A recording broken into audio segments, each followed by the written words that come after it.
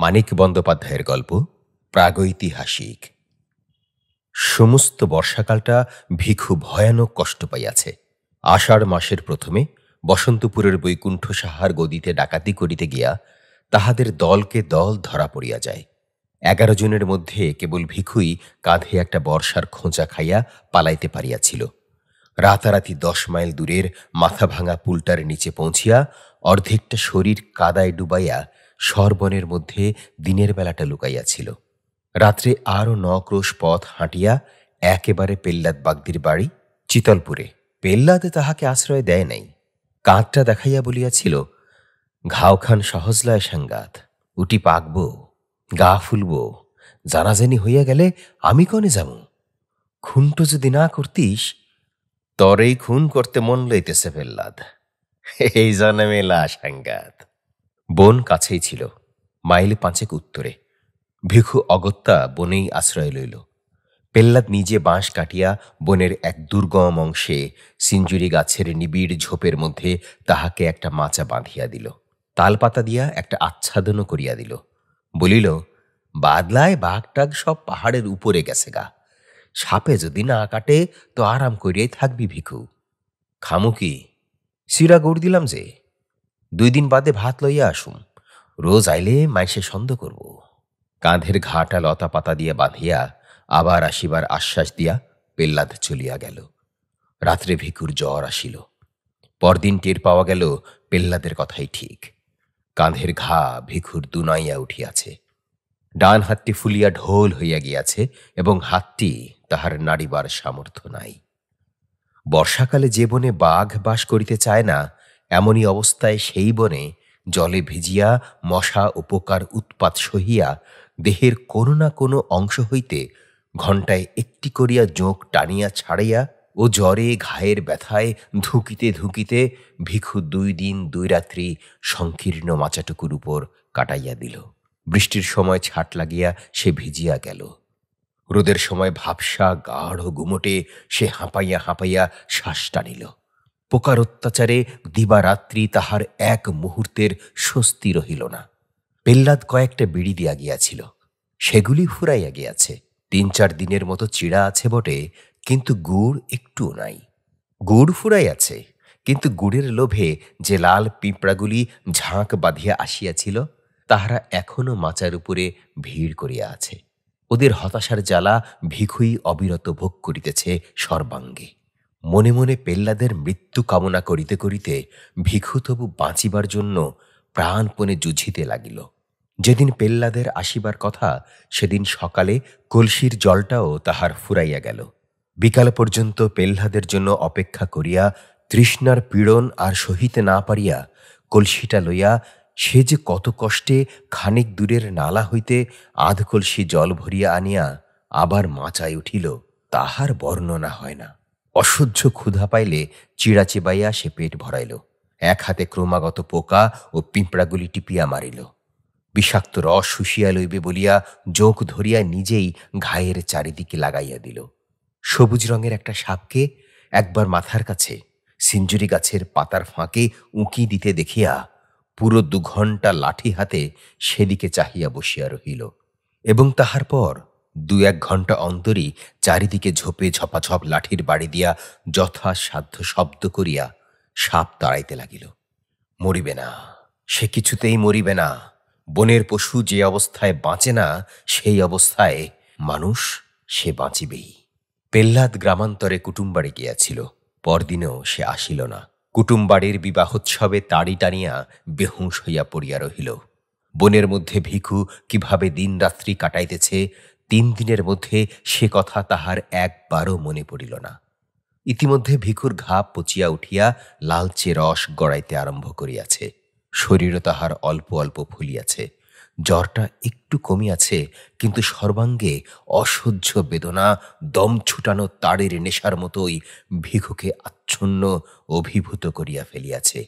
সে আর এখন ক্ষুধা তৃষ্ণা অনুভব করিতে পারে না। জোকেরা তাহার রক্ত শুষিয়া কচি পটলের মতো ফুলিয়া উঠিয়া আপনা হইতেই নিচে খসিয়া পড়িয়া যায়। সে টেরও পায় না। পায়ের ধাক্কায় জলের কলসিটা একসময় নিচে পড়িয়া ভাঙিয়া যায়। বৃষ্টির জলে ভিজিয়া পুঁটুলির মধ্যে চিড়াগুলি পচিতে আরম্ভ করে। রাত্রে তাহার ঘায়ের গন্ধে আকৃষ্ট হইয়া মাচার চারপাশে শিয়াল ঘুরিয়া বেড়ায়। কুটুমবাড়ি হইতে ফিরিয়া বিকালের দিকে ভিখুর খবর লইতে গিয়া ব্যাপার দেখিয়া পেহ্লাদ গম্ভীরভাবে মাথা নাড়িল। ভিখুর জন্য এক বাটি ভাত ও কয়েকটি পুঁটি মাছ ভাজা আর একটু পুঁই চচ্চড়ি সে সঙ্গে লইয়া গিয়াছিল। সন্ধ্যা পর্যন্ত ভিখুর কাছে বসিয়া থাকিয়া ওগুলি সে নিজেই খাইয়া ফেলিল। তারপর বাড়ি গিয়া বাঁশের একটা ছোট মই এবং তাহার বোনাই ভরতকে সঙ্গে করিয়া ফিরিয়া আসিল। মইয়ে শোয়াইয়া তারা দুজনে ভিখুকে বাড়ি লইয়া গেল। ঘরের মাচার উপর খড় বিছাইয়া শয্যা রচনা করিয়া তাহাকে শোয়াইয়া রাখিল। আর এমনই শক্ত প্রাণ ভিখুর যে শুধু এই আশ্রয়টুকুই পাইয়াই বিনা চিকিৎসায় ও একরকম বিনা যত্নেই 1 মাস মুমূর্ষ অবস্থায় কাটাইয়া সে ক্রমে ক্রমে নিশ্চিত মরণকে জয় করিয়া ফেলিল। কিন্তু ডান হাতটি তাহার আর ভালো হইল না। গাছের মরা ডালের মতো শুকাইয়া গিয়া অবশ অকর্মণ্য হইয়া পড়িল। প্রথমে অতি কষ্টে হাতটা সে একটু নাড়িতে পারিত, কিন্তু শেষ পর্যন্ত সে ক্ষমতাটুকুও তাহার নষ্ট হইয়া গেল। কাঁধের ঘা শুকাইয়া আসিবার পর বাড়িতে বাহিরের লোক কেহ উপস্থিত না থাকিলে ভিখু তাহার একটিমাত্র হাতের সাহায্যে মধ্যে মধ্যে বাঁশের মই বাহিয়া নিচে নামিতে লাগিল এবং একদিন সন্ধ্যার সময় এক কাণ্ড করিয়া বসিল। পেহ্লাদ সে সময় বাড়ি ছিল না, ভরতের সঙ্গে তাড়িগিলিতে বাহির হইয়া গিয়াছিল। পেহ্লাদের বোন গিয়াছিল ঘাটে। পেহ্লাদের বউ ছেলেকে ঘরে শোয়াইতে আসিয়া ভিখুর চাহনি দেখিয়া তাড়াতাড়ি পালাইয়া যাইতেছিল। ভিখু তাহার একটা হাত চাপিয়া ধরিল, কিন্তু পেহ্লাদের বউ বাগদির মেয়ে, দুর্বল শরীরে বাঁ হাতে তাহাকে আয়ত্ত করা সহজ নয়। এক ঝটকায় হাত ছাড়াইয়া সে গাল দিতে দিতে চলিয়া গেল। পেহ্লাদ বাড়ি ফিরিলে সব বলিয়া দিল। তাড়ির নেশায় পেহ্লাদের মনে হইল এমন নেমোখারাম মানুষটাকে একেবারে খুন করিয়া ফেলাই কর্তব্য। হাতের মোটা বাঁশের লাঠিটা বউয়ের পিঠে এক ঘা বসাইয়া দিয়া ভিখুর মাথা ফাটাইতে গিয়া নেশার মধ্যেও কিন্তু টের পাইতে বাকি রহিল না যে কাজটা যত বড় কর্তব্যই হোক সম্ভব একেবারেই নয়। ভিখু তাহার ধারালো দাঁটি বাঁ হাতে শক্ত করিয়া বাগাইয়া ধরিয়া আছে, সুতরাং খুনোখুনির পরিবর্তে তাহাদের মধ্যে কিছু অশ্লীল কথার আদান প্রদান হইয়া গেল। শেষে পেহ্লাদ বলিল, তোর লাইগা আমার 7 টাকা খরচ গেছে, টাকাটা দে, দিয়া বাইরে আমার বাড়ি থেকে দূর হ। ভিখু বলিল, আমার কোমরে একটা বাজু বাইন্দা রাখছিলাম, তুই চুরি করছস, আগে আমার বাজু ফিরাইয়া দে, তবে যামু। তোর বাজুর খবর জানে কেডা? বাজু দে কইলাম পেহ্লাদ, ভালো চাস তো। বাজু না দিলি বাড়ির মেজকত্তের মতো গলাটা তোর একখান কোপেই 2 ফাঁক কইরা ফেলুম। এই তোরে আমি কইয়া রাখলাম, বাজু পালেই আমি অক্ষণি যামু গিয়া। কিন্তু বাজু ভিখু ফেরত পাইল না। তাহাদের বিবাদের মধ্যে ভরত আসিয়া পড়ায় দুইজনে মিলিয়া ভিখুকে তাহারা কায়দা করিয়া ফেলিল। পেহ্লাদের বাহুমূলে একটা কামড় বসাইয়া দেওয়া ছাড়া দুর্বল ও পঙ্গু ভিখু আর বিশেষ কিছুই করিয়া উঠিতে পারিল না। পেহ্লাদ ও তাহার বোনাই তাহাকে মারিতে মারিতে আধমরা করিয়া ফেলিয়া বাড়ির বাহির করিয়া দিল। ভিখুর শুকাইয়া আসা ঘা ফাটিয়া রক্ত পড়িতেছিল। হাত দিয়া রক্ত মুছিতে মুছিতে ধুঁকিতে ধুঁকিতে সে চলিয়া গেল।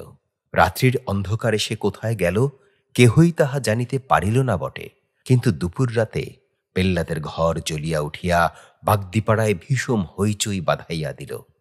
পেহ্লাদ কপাল চাপড়াইয়া বলিতে লাগিল, হায় সর্বনাশ, হায় সর্বনাশ, ঘরকে আমার শনিয়াইছিল, হায় সর্বনাশ। কিন্তু পুলিশের টানাটানির ভয়ে মুখ ফুটিয়া বেচারা ভিখুর নামটা পর্যন্ত করিতে পারিল না। সেই রাত্রি হইতে ভিখুর আদিম অসভ্য জীবনের দ্বিতীয় পর্যায়ে আরম্ভ হইল। চিতলপুরের পাশে একটা নদী আছে। পেহ্লাদের ঘরে আগুন দিয়া আসিয়া একটা জেলে ডিঙি চুরি করিয়া ভিখু নদীর স্রোতে ভাসিয়া গিয়াছিল। লগি ঠেলিবার সামর্থ্য তাহার ছিল না। একটা চ্যাপ্টা বাঁশকে হালের মতো করিয়া ধরিয়া রাখিয়া সে সমস্ত রাত কোন রকমে নৌকার মুখ সিধা রাখিয়াছিল। সকাল হওয়ার আগে শুধু স্রোতের টানে সে বেশি দূর আগাইতে পারে নাই।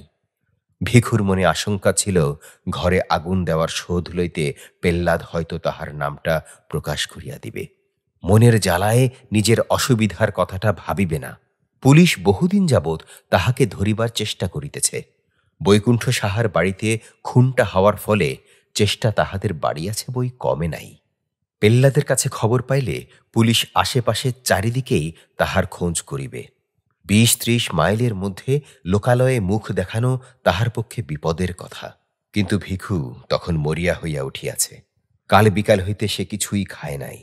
২ জন জোয়ান মানুষের হাতে বেদম মার খাইয়া এখনো দুর্বল শরীরটা তাহার ব্যথায় আড়ষ্ট হইয়া আছে।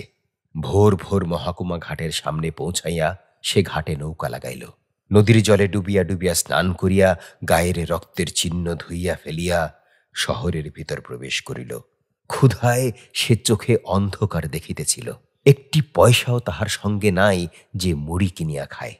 বাজারের রাস্তায় প্রথম যে ভদ্রলোকটির সঙ্গে দেখা হইল, তাহারই সামনে হাত পাতিয়া সে বলিল, 2 পয়সা দিবান কর্তা।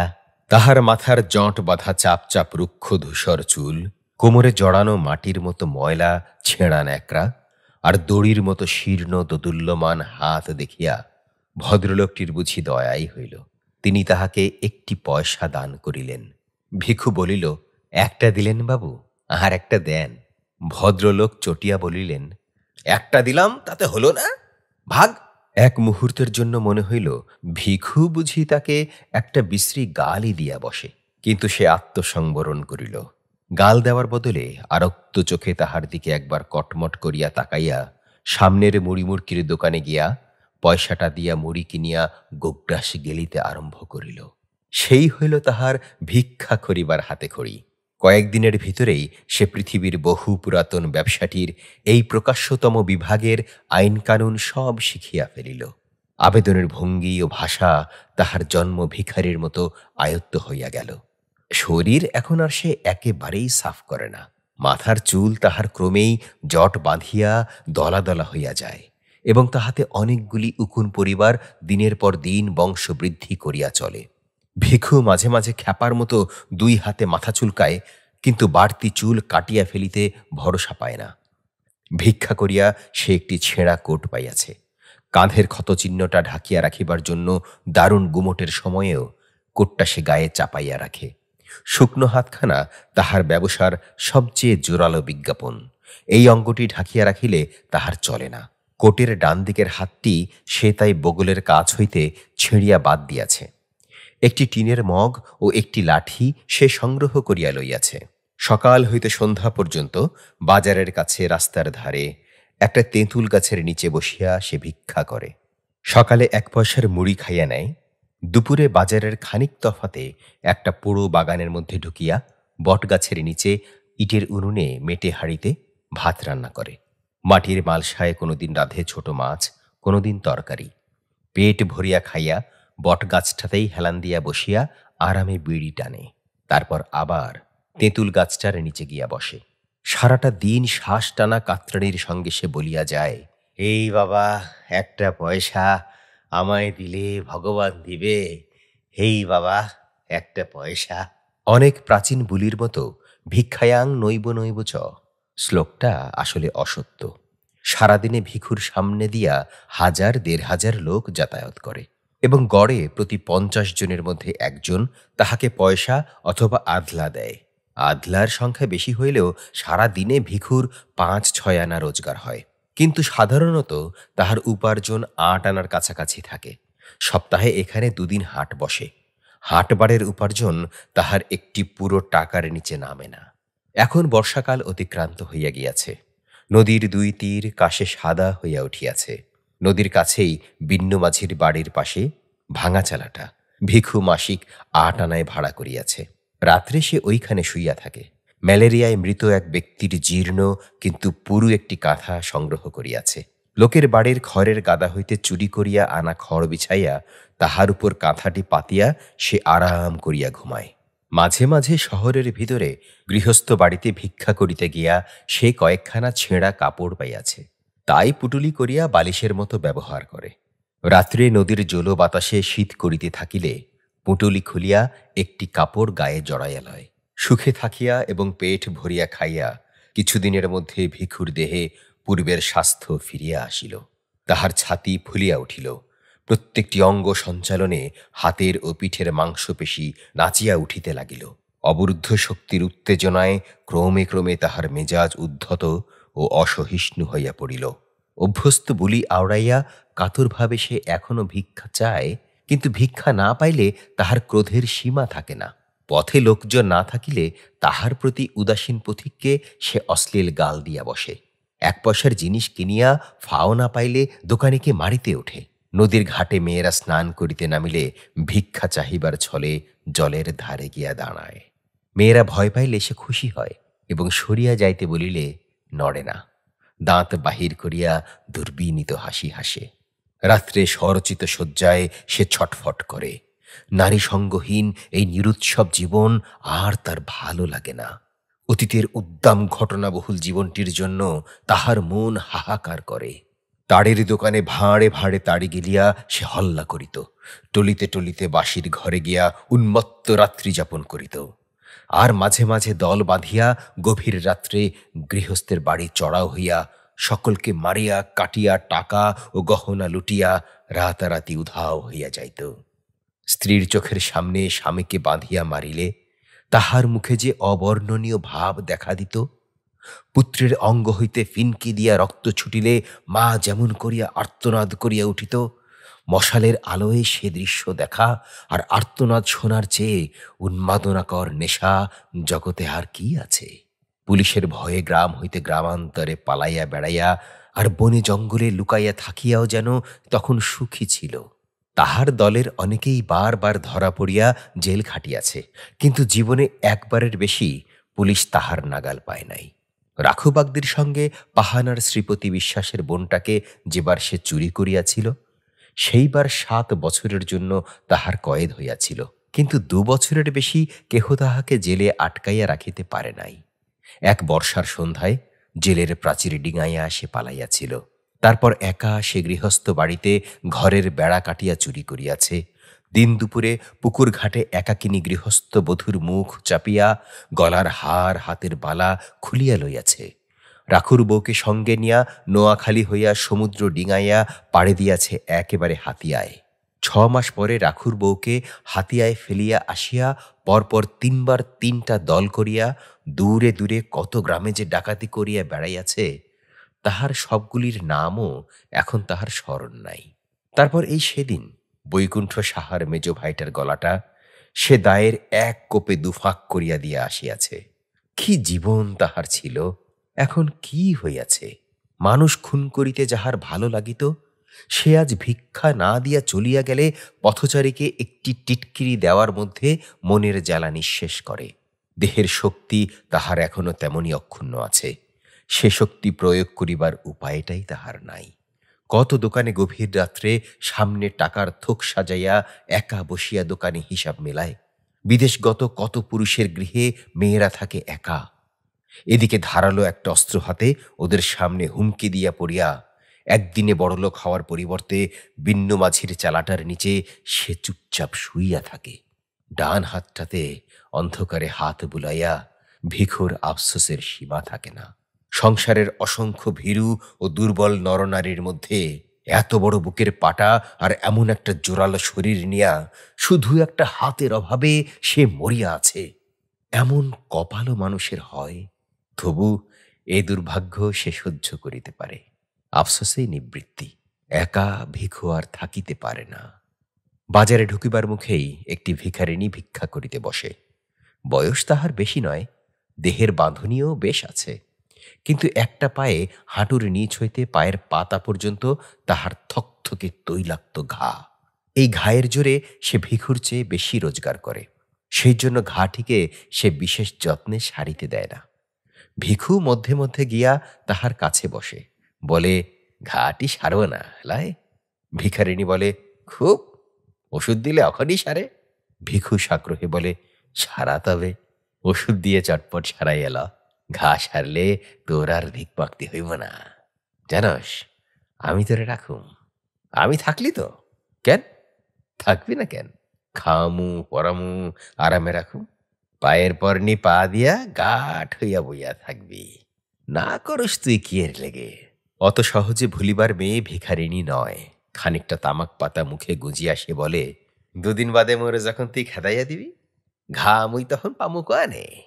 ভিখু আজীবন একনিষ্ঠতার প্রতিজ্ঞা করে, সুখে রাখিবার লোভ দেখায়, কিন্তু ভিখারিনী কোনো মতেই রাজি হয় না।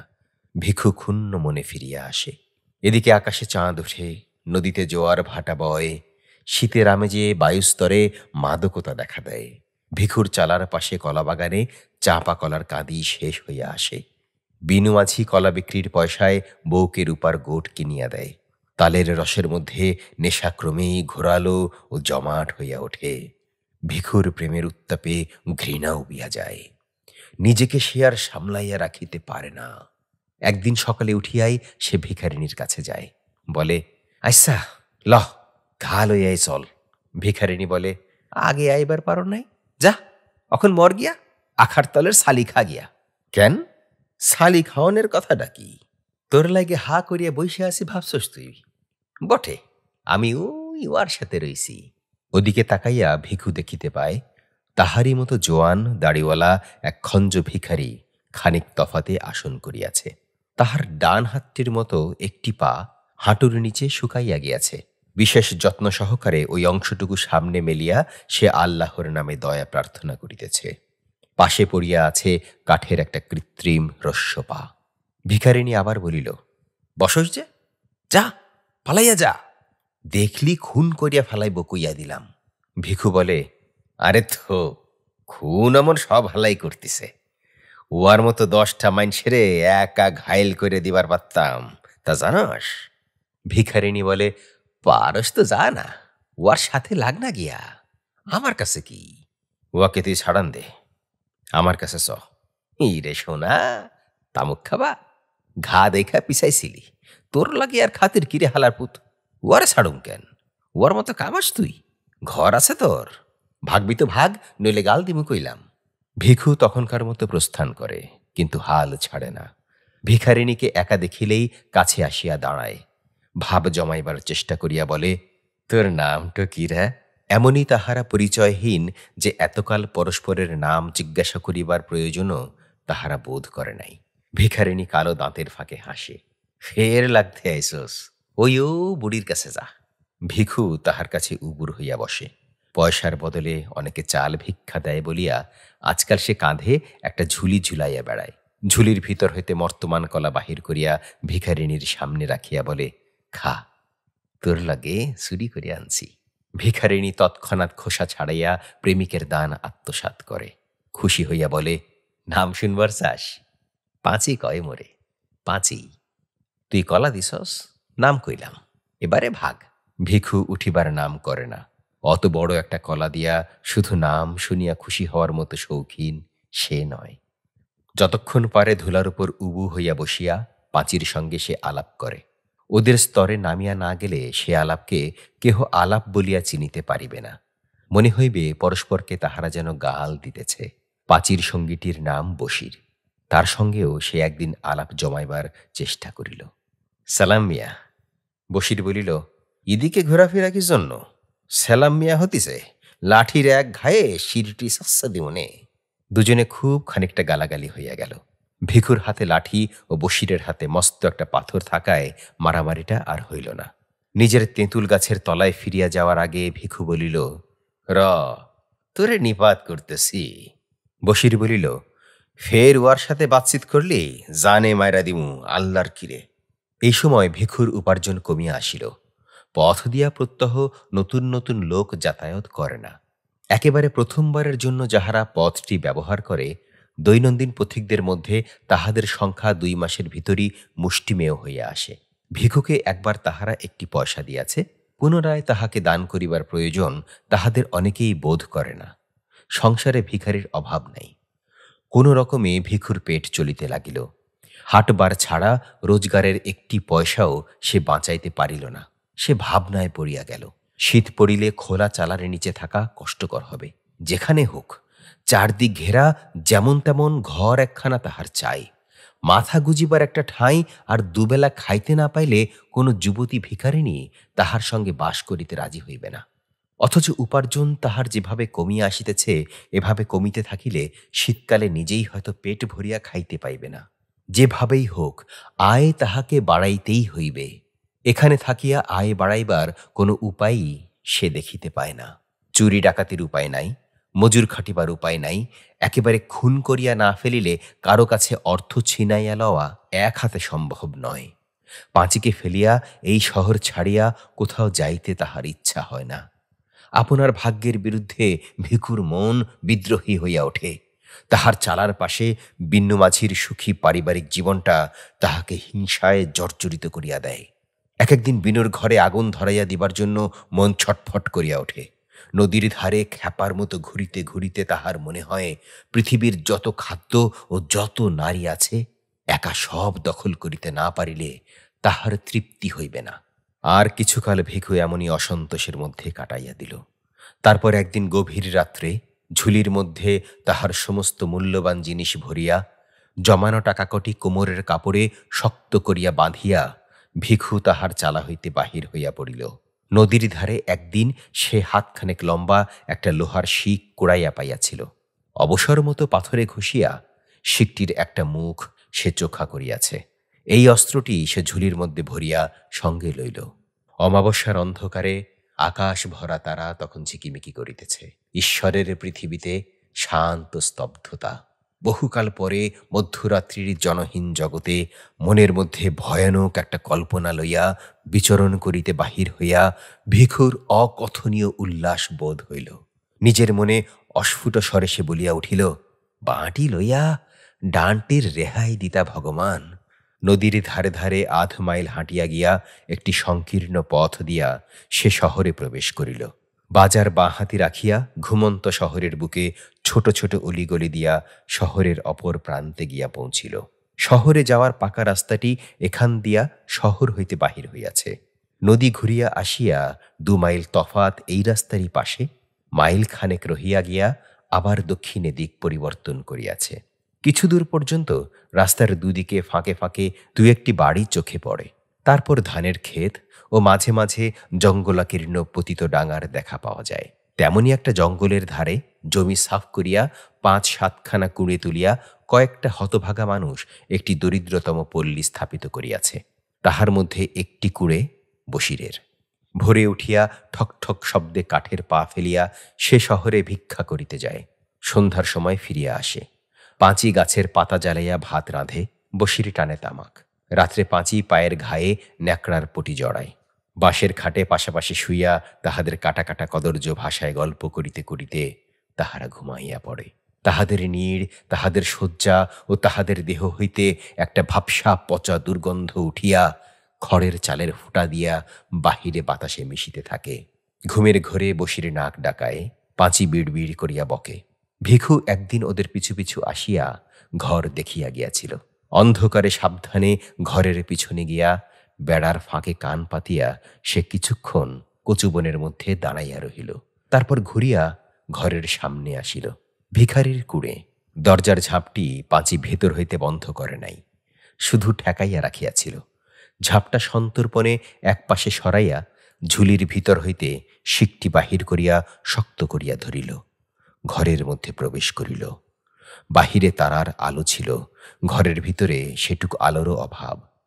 দেশলাই জ্বালিবার অতিরিক্ত হাত নাই। ঘরের মধ্যে দাঁড়াইয়া ভিখু ভাবিয়া দেখিল বশিরের হৃৎপিণ্ডের অবস্থানটি নির্ণয় করা সম্ভব নয়। বাঁ হাতের আঘাত ঠিক জায়গা মতো না পড়িলে বশির গোলমাল করিবার সুযোগ পাইবে। তাহাতে মুশকিল অনেক। কয়েক মুহূর্ত চিন্তা করিয়া বশিরের শিয়রের কাছে গিয়া একটি মাত্র আঘাতে ঘুমন্ত লোকটার তালুর মধ্যে শিকের চোখা দিকটা সে প্রায় 3 আঙ্গুল ভিতরে ঢুকাইয়া দিল। অন্ধকারে আঘাত কতদূর মারাত্মক হইয়াছে বুঝিবার উপায় ছিল না। শিকটা মাথার মধ্যে ঢুকিয়াছে টের পাইয়াও ভিখু তাই নিশ্চিন্ত হইতে পারিল না। এক হাতে সবলে বশিরের গলা চাপিয়া ধরিল। পাঁচিকে বলিল, চুপ থাক, চিল্লবি তো তোরেও মাইরা ফেলামু। পাঁচি চেঁচাইল না, ভয়ে গোঙাইতে লাগিল। ভিখু তখন আবার বলিল, একটুকু আওয়াজ লয়, ভালো চাস তো একদম চুপ মেরা থাক। বশির নিষ্পন্দ হইয়া গেলে ভিখু তাহার গলা হইতে হাত সরাইয়া লইল। দম লইয়া বলিল, আলোটা যাইলা দে পাছি। পাঁচি আলো জ্বালিলে ভিখু পরম তৃপ্তির সঙ্গে নিজের কীর্তি চাহিয়া দেখিল। একটিমাত্র হাতের সাহায্যে অমন জোয়ান মানুষটাকে ঘায়েল করিয়া গর্বের তাহার সীমা ছিল না। পাঁচির দিকে তাকাইয়া সে বলিল, দেখছস খে ডাকারে খুন করল দেখছস? তখন পই পই করিয়া কইলাম, মিয়া ভাই, ঘোড়া ডিঙাইয়া ঘাস খাইবার লারবা গো, ছাড়ান দাও। শুইনে মিয়া বাই রইল গোসা, কয় কিনা শির শেষা দেবু। দেন গো দেন, শির শেষাই দেন মিয়া ভাই। বশিরের মৃতদেহের সামনে ব্যঙ্গ ভরে মাথাটা একবার নত করিয়া ভিখু মাথা দুলাইয়া হা হা করিয়া হাসিতে লাগিল। সহসা ক্রুদ্ধ হইয়া বলিল, ঠেরাইন বোবা কেন গো? আরে কথা ক হাড় হাবাইত্যা মাইয়া, তোর দিমু নাকি সাবার কইয়া? পাঁচি কাঁপিতে কাঁপিতে বলিল, এবারে কি করবি? দেখ কি করি, পয়সা করি কনে গইনা রাখছে, আগে তাই ক। বশিরের গোপন সঞ্চয়ের স্থানটি পাঁচি অনেক কষ্টে আবিষ্কার করিয়াছিল। ভিখুর কাছে প্রথমে সে অজ্ঞতার ভান করিল, কিন্তু ভিখু আসিয়া চুলের মুঠি চাপিয়া ধরিলে প্রকাশ করিতে পথ পাইল না।